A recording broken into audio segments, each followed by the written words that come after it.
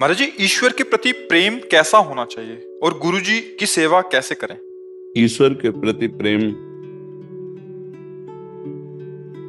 लखनलाल जी जैसा कोई प्रेमी, भरत जी जैसा कोई प्रेमी त्रिभुवन में न हुआ न होगा, क्योंकि वो तो भगवान ही प्रेम की लीला कर रहे हैं। तो लक्ष्मण जी के लिए आया कि वो सिया राम जी का सेवन कैसे करते हैं, जैसे अविवेकी पुरुष अपने शरीर का सेवन करता है।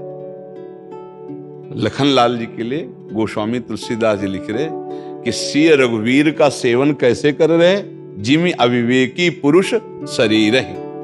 जैसे अज्ञानी पुरुष देहा आसक्त होकर अपने देह की ही सुख वृत्ति में लगा रहता है, ऐसे लक्ष्मण जी सिया राम के सुख संपादन में लगे।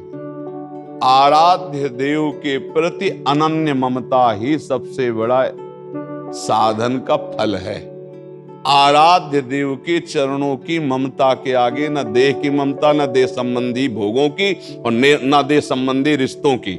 ऐसा ईश्वर से प्रेम होना चाहिए। अनन्य ममता भगवान के चरणों में अगर हो गई तो ये समस्त साधनाओं का फल है। अभी साधन में लगे हैं, लेकिन देह की ममता, देह तीन प्रकार के हैं, स्थूल सूक्ष्म कारण, इसकी ममता और देह संबंधी भोगों की ममता, देह संबंधी रिश्तों की ममता। अभी तो जिस दिन समिट जाएगी तो प्रश्न ही नहीं रह जाएगा कि ईश्वर से प्रेम कैसा करना चाहिए। जैसे हम श्वास के बिना जी नहीं सकते, ऐसे भगवान के बिना हमारा अस्तित्व ही नहीं। हमारा अस्तित्व समिट कर प्रभु के चरणों में पहुंच जाए, हमारा योग ज्ञान धर्म कर्म सब सार्थक हो गया। नहीं तो गोस्वामी जी कहते हैं, शो शब धर्म करम जरि जाऊ, जहां न राम पद पंकज भाऊ। जोग कुजोग ज्ञान अज्ञानु, जहां नहीं राम प्रेम परधानु।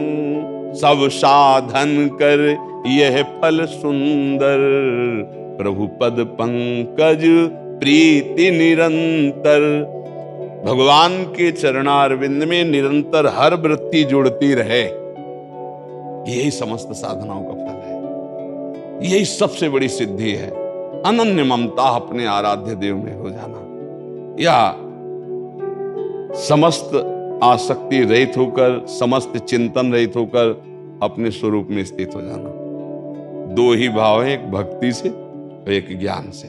साधक जिस मार्ग का पथिक हो, अपने मार्ग को समझे और अपने लक्ष्य पर स्थित हो जाए।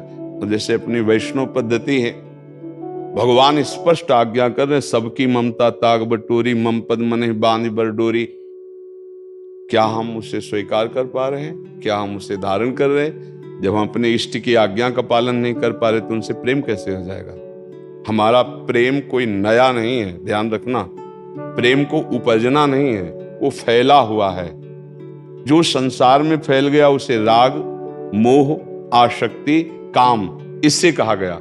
और वही समिट कर जब रघुनाथ जी के चरणों में, श्री कृष्ण चरणों में, प्रियाजू के चरणों में, तो वही प्रेम होता है। सबकी ममता ताग बटोरी, बिल्कुल सरल शब्दों में कह रहे हैं, पर हम नहीं बटोर पा रहे हैं। अगर ममता बटोर ले तो अद्वेष्टा सर्वभूतानां मैत्रा करुणयोच निर्ममो निरहंकारा सुख दुखा समाचमी। वो क्षमावान महापुरुष किसी से द्वेष नहीं करता, किसी में दोष दर्शन नहीं करता, सबसे करुणा मैत्री का व्यवहार करता है, लेकिन निर्मम रहता है, निरहंकार रहता है। ये भगवान के भक्त का स्वरूप प्रकाशित हो जाता है। जैसे भगवान कह रहे, समदर्शी इच्छा कछु नाही, हर्ष शोक भय नहीं मन माही। तो अस सज्जन मम उर्बस कैसे, लोभी हृदय बसो धन जैसे। ऐसी ईश्वर से प्रीति होनी चाहिए कि उसके समान त्रिभुवन में कोई ना हो। वो है भी नहीं, पर वो बहुत छोटे हैं हमारी दृष्टि में।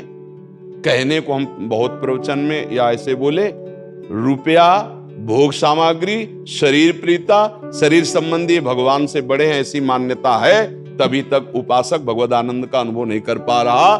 नहीं तो मात्र शरणागति से भगवदानंद की अनुभूति हो जाए। निर्भय निशंक और निश्चिंत ये उसकी धरा हो जाए मात्र शरणागति से। रखियो ताई प्राण की नाई, भगवान कह रहे जो सभी ते आवा शरणाई रखियो। फिर भगवदानंद क्यों नहीं उत्पन्न हो रहा?